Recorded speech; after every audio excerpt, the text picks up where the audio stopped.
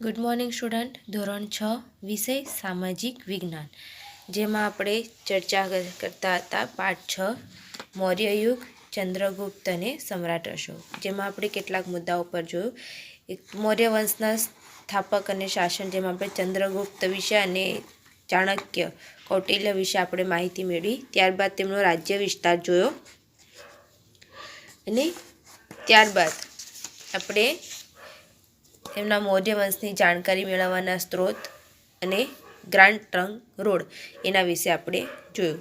ત્યાર પછી આપણે બિંદુસાર, બરાબર, ચંદ્રગુપ્તનો પુત્ર બિંદુસાર અને તેનો પુત્ર સમ્રાટ અશોક, અને તેના વિશે આપણે ચર્ચા કરી. અને ત્યારબાદ આપણે કલિંગના યુદ્ધ પછી જે અશોકનું હૃદય પરિવર્તન થયું હતું તેના વિશે પણ આપણે જોયું. ત્યારબાદ હવે આપણે આગળના મુદ્દા ઉપર ચર્ચા કરવા જઈ રહ્યા છે.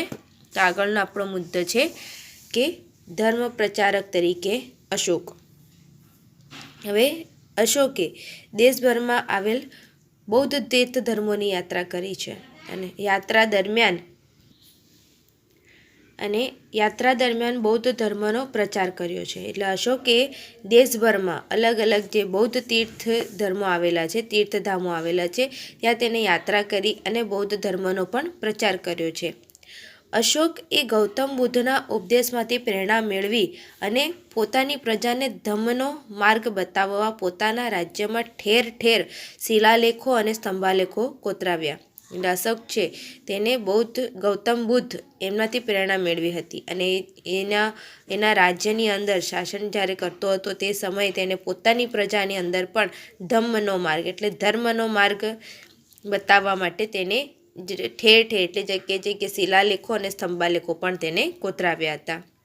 જેમાં તે સમયની સમસ્યાઓનો ઉકેલ લાવવા માટે અશોકે રાજ્યના ધર્મ ખાતાની રચના પણ કરી હતી.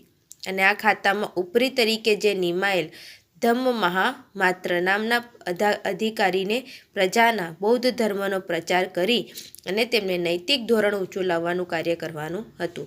એટલે એ સમયે જ્યારે અશોક હતો, બરાબર છે, હવે એને બૌદ્ધ ધર્મનો પ્રચાર કર્યો હતો અને તેના માટે તેને શિલાલેખ અને સ્તંભાલેખ પણ કોતરાવ્યા. હવે તે સમયની જે અમુક સમસ્યાઓ હોય છે એનો ઉકેલ લાવવા માટે તેને ધર્મ ખાતાની રચના કરી. અને આ ધર્મ ખાતાના ઉપરી એટલે કે તેની અંદર ધમ્મ મહામંત્ર નામના તેમને અધિકારીને મૂક્યા. એ અધિકારી દ્વારા તેમને પ્રજાની અંદર બૌદ્ધ ધર્મનો પ્રચાર કરવાનું એક નૈતિક કામ એટલે કે નૈતિક ધોરણે એને ઊંચું બૌદ્ધ ધર્મનો પ્રચાર કરી અને બૌદ્ધ ધર્મને ફેલાવવાનું કામ શરૂ કર્યું. હવે જે અશોક હતો, અશોકે રાજ્યમાં શિકાર કરવા પર પ્રતિબંધ ફરમાવી, પશુઓની હિંસા બંધ કરાવી. તેણે ગૌતમ બુદ્ધના જે પ્રેમ, દયા, કરુણા, અહિંસા, સદાચાર, અનુકંપા જેવા સિદ્ધાંતોના પ્રચાર ઉપર તેને ભાર મૂક્યો. અને ઉપદેશની સાથે સાથે કેટલીક લોક ઉપયોગી વાતો પણ એને શિલાલેખમાં કોતરાવી છે. હવે એને આ પ્રજાજોગના કયા કયા સંદેશો બહાર પાડ્યા છે એના વિશે જોઈએ. તો જુઓ છે, એક તો માતા પિતાની આજ્ઞાનું પાલન કરવું, વડીલોનો આદર કરવો, પશુઓનો વધ ન કરવો, બને તેટલો ઓછો ખર્ચ કરવો, ગુરુની સેવા કરવી, સ્ત્રી અને નોકરો પ્રત્યે માયાળું વર્તન રાખવું, બ્રાહ્મણો અને શ્રમણોને દાન આપવું અને અન્ય ધર્મના મુખ્ય સિદ્ધાંતોને સમજવાનો પ્રયત્ન કરી અને તેને આદર આપવો. આ વસ્તુ તેને પોતાના પ્રજાજોગને સંદેશ પાઠવવા માટે લખાવી. ત્યારબાદ વાત કરીએ તો અશોકે ઈસવીસન પૂર્વે 251માં પાટલીપુત્રમાં મોગલીપુત તીર્થના અધ્યક્ષ પદે ત્રીજી એક બૌદ્ધ પરિષદ બોલાવી હતી. ક્યાં આગળ? પાટલીપુત્રમાં તેને ત્રીજી બૌદ્ધ પરિષદ બોલાવી. આ પરિષદનો હેતુ એટલો હતો કે બૌદ્ધ ધર્મ જે ઊભા થયેલા મતાંતરો છે એને દૂર કરી અને ધાર્મિક એકતા સ્થાપવાનો હતો. એટલે અશોકે ભારતના કાશ્મીર, ગાંધાર, ચોલ, પાંડ્ય, કેરળ આ રાજ્યોની અંદર જે બૌદ્ધ ધર્મનો પ્રચાર કર્યો હતો તેને સમ્રાટ અશોકે બ્રહ્મદેશ એટલે મ્યાનમાર, સિલોન એટલે શ્રીલંકા, સિરિયા, ઇજિપ્ત, મેસેડોનિયા વગેરે દેશોમાં ધર્મ પ્રચાર માટે અને ધર્મ પ્રચારક મંડળો પણ તેને મોકલ્યા. અશોકનો પુત્ર મહેન્દ્ર અને પુત્રી સંઘમિત્રાને, કોણ છે અશોકનો પુત્ર? મહેન્દ્ર અને પુત્રી સંઘમિત્રાને પણ તેને બૌદ્ધ ધર્મના પ્રચાર માટે સિલોન એટલે શ્રીલંકા મોકલ્યા હતા. અને આમ જે અશોકે પોતાના શાસન દરમિયાન તેને બૌદ્ધ ધર્મને રાજ્યાશ્રય આપ્યો હતો. આ ઉપરાંત અશોકે ધર્મના પ્રચાર ઉપરાંત પ્રજા કલ્યાણના પણ કેટલાક કાર્યો કર્યા હતા, જેમાં અશોકે માનવ અને પશુઓની સારવારની વ્યવસ્થા કરી, કૂવા ખોદાવ્યા, વૃક્ષારોપાવ્યા, રસ્તા બનાવ્યા અને વિશ્રામ ગૃહોનું પણ તેને નિર્માણ કરાવ્યું. અશોકના ગુણો અને કાર્યોના લીધે ઇતિહાસમાં તે મહાન રાજવી તરીકે સ્થાન ધરાવે છે અને ઈસવીસન પૂર્વે તેને 232માં ત્યાં સમ્રાટ અશોકનું અવસાન થાય છે અને તેને કેટલા વર્ષ શાસન કર્યું? 36 વર્ષ તેને શાસન કર્યું. તો આ હતો અશોક સમ્રાટ.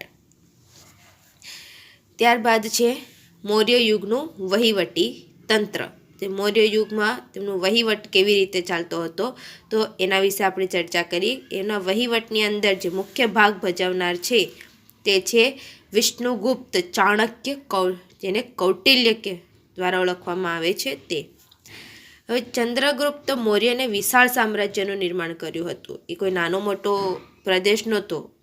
ભારત ઉપરાંત અડધો ને ખાસો એવો કરી એવો વિસ્તાર આખા મગધનો હતો અને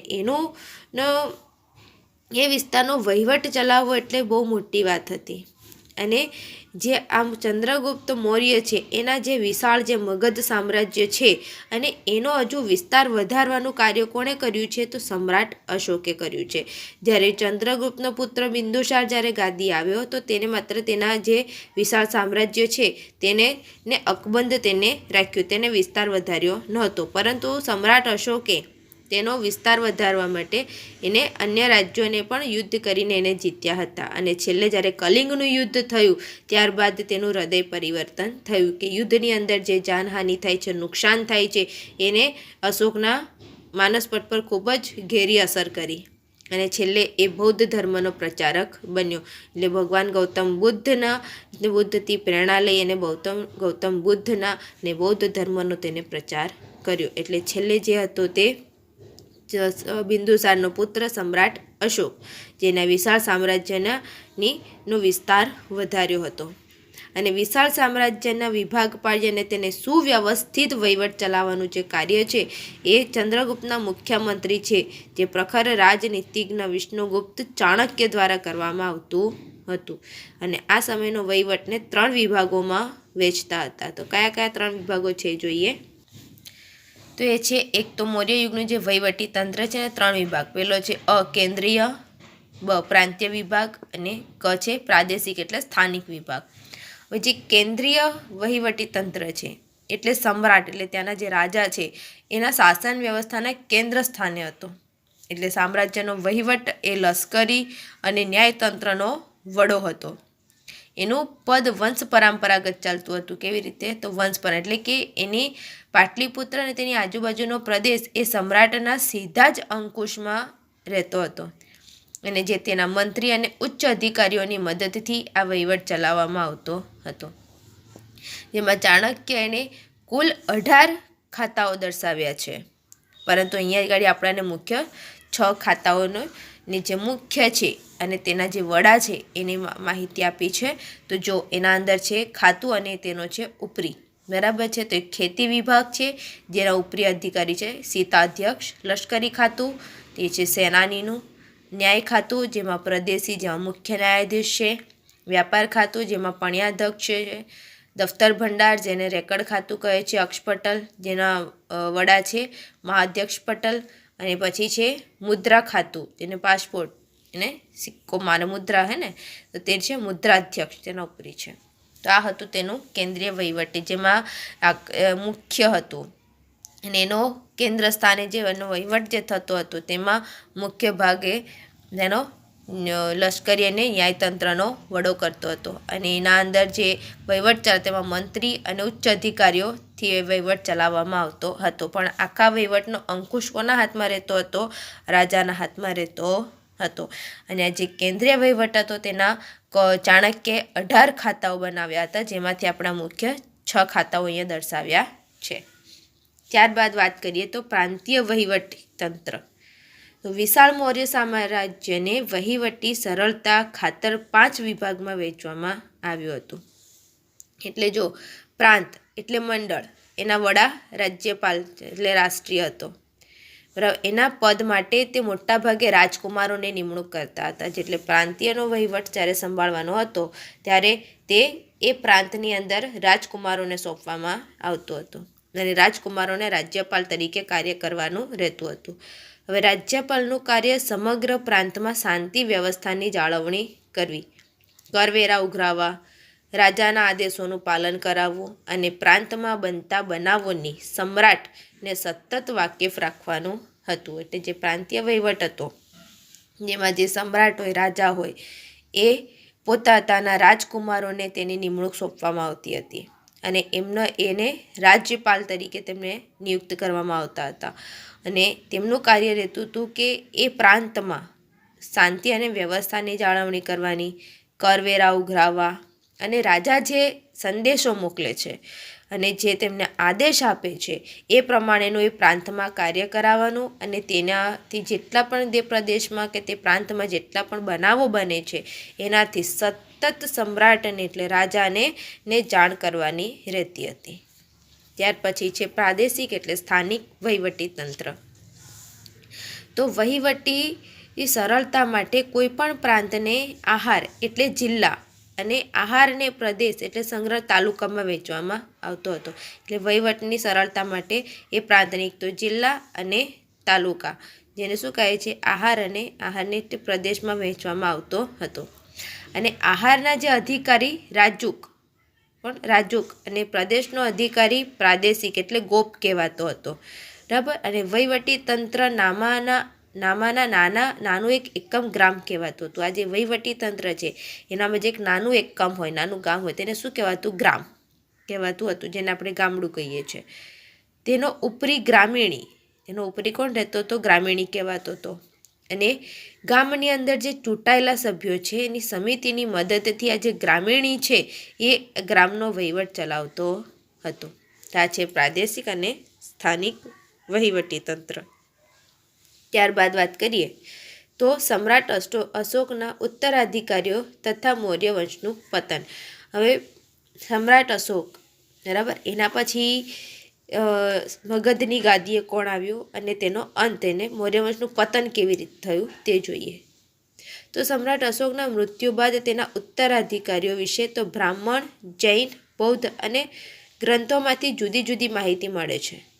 તો પુરાણોમાં આપેલ માહિતી મુજબ મૌર્ય વંશમાં કુલ 9થી 10 રાજાઓ થઈ અને તે લોકોએ 137 વર્ષ શાસન કર્યું છે. એટલે કે મૌર્ય વંશમાં 9થી 10 રાજાઓ થઈ ગયા અને તે રાજાઓએ બધાનો મળી અને કુલ મૌર્ય વંશનું શાસન જે રહ્યું છે મગધ રાજ્ય પર, તે 137 વર્ષ સુધી તેમનું શાસન રહ્યું છે.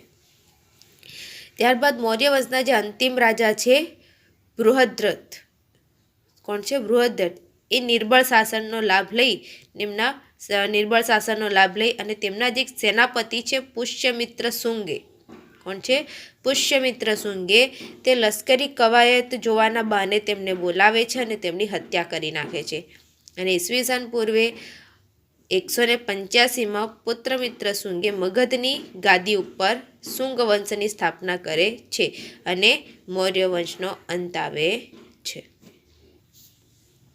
એટલે કે અહીંયા સમ્રાટ અશોકની અંદર જેમના ઉત્તરાધિકારી વિશે જો જાણકારી મેળવવી હોય તો બ્રાહ્મણ, જૈન અને બૌદ્ધના ગ્રંથોની અંદર આપણને માહિતી મળે છે. જો આમ જાણવા જઈએ તો મૌર્ય વંશની અંદર 9થી 10 રાજાઓ થઈ ગયા અને તેમને 137 વર્ષ સુધી શાસન કર્યું છે. અને મૌર્ય વંશના જે અંતિમ રાજા હતા તે છે બૃહદ્રથ, બરાબર.